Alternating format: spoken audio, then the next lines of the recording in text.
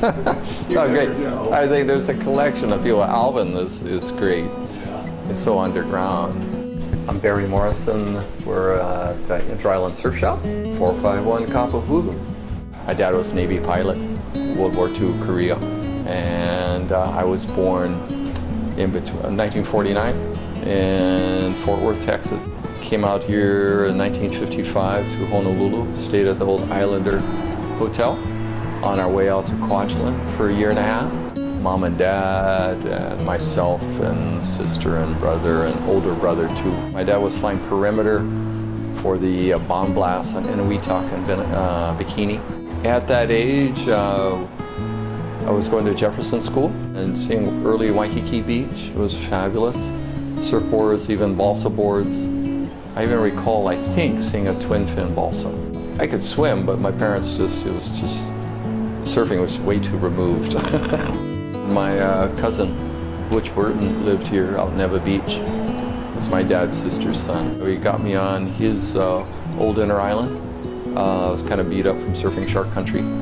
And he had an old Velzy too. We surfed, first stood up at Habush and walked barefoot down Papipi Road. And then we moved on to surf Barbers Point, Officers Beach. And the whole coast from Iroquois Point, inside Pearl Harbor, all the way down the coast to Barbers Point and Swaziland. Inter-Island's in my heart. It wasn't my first, it was the first board I used, but my first surfboard was a Dick Brewer shape, 1963, 64, from the old Haleiwa shop. Beautiful 9.4. 3/4 inch redwood stringer and 2/4 inch curved stringers like a saddle. And it was a super versatile board.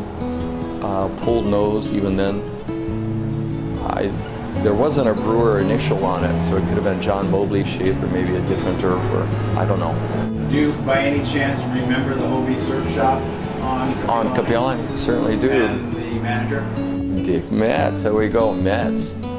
Let's see, I remember the shop. I was a kid. We were dazzled by all the boards, beautiful boards. It was an intimidating place to go into because there was always high caliber guys in there. But sure, everything was long and glossy. What we did with all of our, like my old Inter-Island, maybe it happened to the Surfboards Hawaii, was we stripped them. We ripped the glass off and reshaped them. And made these horrible things about bellies and who knows what, single fins, pintails. We ended up throwing them away. Then, of course, we had some good local shapers, and sure, I dropped down to probably my shortest board was a 6.2, and my favorite board was probably in the 7.6 range. I had a 7-foot pintail I rode to. I got over it pretty quickly though. I put it aside and actually got back on a 9.6 Inter-Island about 1972. That's what I kept riding. I got to meet Dick Brewer when we picked up my first board, and in the background there was Buzzy Trent's big blue 11-foot light blue tint concave tail board that hit the rocks at Makaha. So got to meet them, and then of course I was too young to drive, so we would come into the Inter-Island Surf Shop, and I would kind of linger on the side and sell Spark and the other guys. But we were Eva Beach guys, so we weren't in town much. Then later on, homegrown guys in Eva Beach, Chris Gardner was shaping, then he hooked up with Jerry Lopez working at Surfline. So I met those guys. I had a Lopez model, Alamana Special, I think. And then through Bob Mendonça, I reacquainted myself with Sparky. And that was a long-term relationship. So that was my guru. Mostly didn't deviate from that. It all started with Annette and Frankie Avalon, probably. Ride the Wild Surf and all that, which was exciting at the time, but devastating for everyone on the commercial side, except a lot of guys, of course, they made money. Locally, it just blossomed into the surf contests and dominance on that. And there's been some really innovative, good local businesses. Lightning Bolt did well. Of course, before that, Surfline, and which was Fred Schwartz and Dave Rockland Sr. and Jimmy Pfluger. But part of that, of course, George Downey, famous on it, did everything. And then there was swim boats, Shepherd and Daniels, I think, was of course around. But anyway, I got to linger and see a lot of these things. But as far as commercialization, who did one of the best? Probably Rob Burns and his Locomotion. Really hit it and developed it with style and beauty and earnest development. And of course, HIC, Town and Country, Craig Sugahara worked really hard as a glasser for Greg Knoll's shop and Surfboards Y and all that early, and made it happen. So it's phenomenal that they've worked so hard and have a lifestyle. Joey Cabell is just brilliant. What, 4-time world champion? Just a stylist. I've always admired his stamina and style. Of course, Jock Sutherland, just brilliant for his age, from Waimea at any time to small surf, come in town, surf anything. Right stance, left stance, anything. Jerry Lopez, of course, and so many others. And then the 70s group, Mark Liddell and gang. Well, there's the Waikiki guys, and so there's so many that just ripped but could do contests and maybe did. In my mind, my heart would be Bob Mendoza and Sippy, and of course the Downings, or Donnie Mailer, for example, Brett Goodfriend, so many good, Johnny Clark, Tom Stone, just so many. I thought the whole thing was absurd. A Hawaiian hide and the face of the wave or the back of the wave or California style. I stopped even saying it. I would just say it's shoulder high to me or twice my height, and just stick with what on my caliber. And the whole thing was blown apart with Chopu, Tahiti. There is no back of the wave. It was only a front, guys. And so where that theory goes, I won't put any energy in it. It's just, is it true feet or is the surf foot 20 inches or 24? But anyway, is it head high to you? We grew up swimming for our boards, and it made us all strong. And if you look at anybody from the any of the Hawaiians, and anything before World War II, after World War II, when the leash came out about 1976, I believe, something like that. But what it is, it created recklessness. There's people that surf that can't swim, and no one pays for the mistakes. It's okay to swim. I do the backstroke, and that's right, you won't see me for 20 minutes. Yeah. So you don't use a leash yourself? I have. If it's big, I've surfed big places before. You lose your board, and I swim from threes to inside pops by the Sheridan. So it gets a little weird. Or if you're going out and it's late and evening is coming, it's over, you're gonna be swimming. So anyway, there's it's a nuisance. You step on it. It can be for safety if you're in front of rocks. It's good maybe if you're going to surf at night. Here at the shop we have all poly. There's no EPS. I like the weight. It gives it drive and direction. Of course, they're more fragile. Yeah, EPS, epoxy stuff is certainly useful. People like it. I think it's good to learn how to surf on it. I guess it's good for the stand-ups and that whole technology. I am inclined just to stick with poly and the weight factor, but I've only ridden a EPS once, 11-footer. He told me stories. I was very fortunate to meet him. He had an unusual career going to outer islands. He worked for American Tobacco, and he was a tobacco salesman to all the plantation camp stores, mom and pop stores on Maui, and maybe Big Island, but mostly Maui. He lived in Manoa. He shaped boards out of his garage and still surfing when he wasn't, making a living. Homegrown, he grew up right over here, Liahi and Montserrat. He, as a child growing up in the neighborhood, and a gang of kids going down to Publix and jumping in, learning how to swim. They're 4 years old. He surfed tongs with his friend Bones Johnston before there was tongs. So it was an amusement to them when it was named tongs, when they had surfed it first. But he was friends. He was elegant and handsome. He was a surfer all of his life, and he did tell me when they moved from Liahi Avenue over here up to near upper Kapahulu 12th Avenue, Mauna Loa, he was walking to go play tennis. He was 7 or 8 years old. Anyway, he saw the planes coming in at the bombing of Pearl Harbor as a kid. But he was a true aesthetic. Actually, when he started Inter Island Surf Shop, with Joe Kitchens and Sparky and others, none of these guys were young.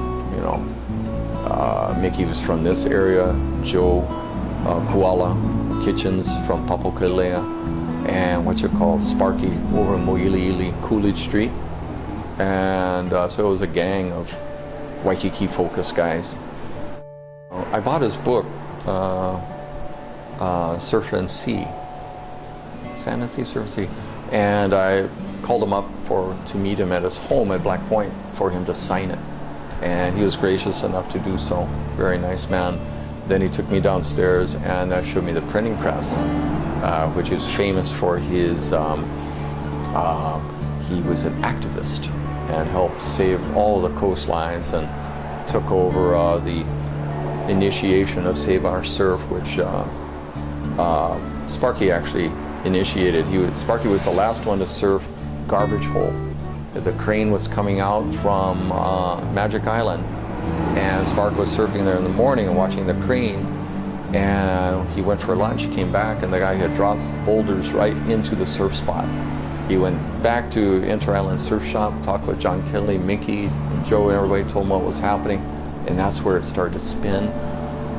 Spark backed off. John Kelly took the lead, and he got his printing presses and started to bring the notion that surfing spots are public parks. And that's the truth. But he was a machinist. He loved cars. He loved surfing as a kid. Lived Coolidge Street, but he went to Washington Intermediate, and I think he carved out his first wooden plank over there. From what he told me, but his cousin Jason will know the truth, was that Sparky was, his lively dude, but he was something about, he dug cars. That was one of his passions, blueprinting out engines. He left here. I think the police had asked him to leave because he was racing. He went to California, LA area, finished at high school at Hollywood High. He was a mechanic in the day, and he had a pit crew, and he, with his Big Daddy Roth and other kind of guys, they had the quarter-mile action going on in California. So Spark was the lead of that. Sparky's cousin, Jason, has all of his time trials and has photos of the whole experience in California. But Spark, he came back, check out the surf. He said he came home to say hello to everyone, say hi to his mom, and the surf bug bit him. That's his words. And he gave away his car to the pit crew and moved back here. Moved into the Waikiki jungle and was laying up the first solid glass surfboard fins and selling them to Inter Island and around. And Mickey Lake said, "Hey, come work for me." So Mickey sold Sparky his Skill 100 planer, which I have now. And he was on his way. So he went from a machinist with all these moving parts to milling surfboards with no moving parts. And but all in speed. Mickey has said that the first rendition of the what we call the football shape without the man was done at like a kitchen table using different size plates, for curves, saucers, and a plate to come up with something. And there's a more refined one that we see now, but I have on my 2 old surfboards, I have the original football shape. The man idea came out as a progression to add movement to it, and that's about where they left it off. And that, the man image, the ghost, the Silver Surfer behind, went through some changes on contour, especially the head shape and upper hand. First it was the planks, and then there was the square railer, hollow ones, and then Tom Blake put on a fin, balsa available. Things were getting lighter, shorter and lighter. That's the progression I saw. Then came World War II, and then post World War II, there's no surfing going on in World War II, by the way. And it was Bob Simmons who got the Freedom of Information Act to get access from the government, fiberglass, which technology we got from the Germans because their V2 rockets were made out of fiberglass. And this was told me by George Downing. And so after World War II, and in the early 50s, George Downing went up to mainland and rode his first lightweight board, glass by Bob Simmons.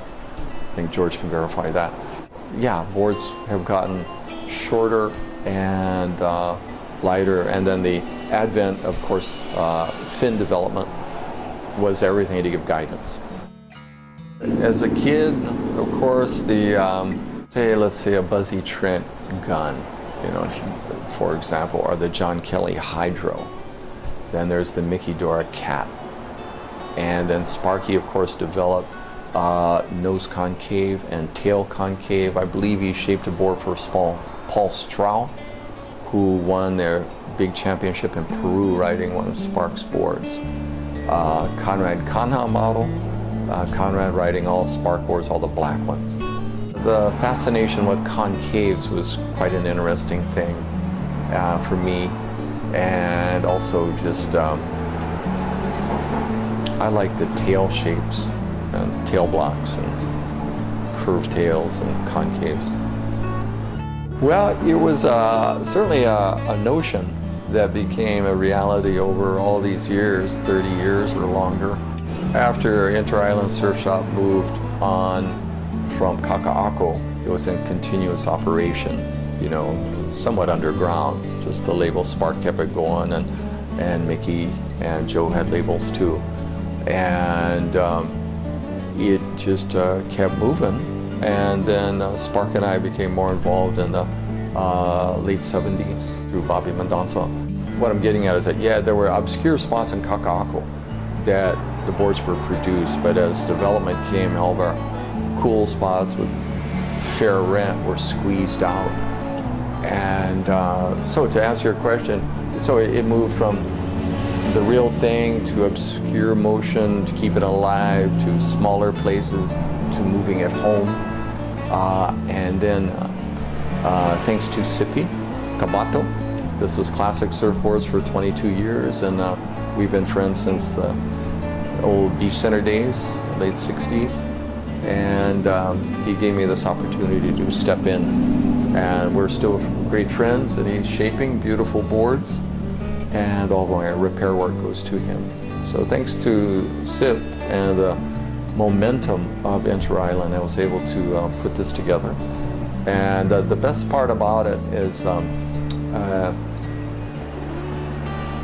having Inter-Island available for guys in my age group it was the best part of our lives. Was early high school, all of high school, surfing longboards, and the early 60s, none better. So when guys come in, they're happy to see it because it's an important part of their life. It's been good.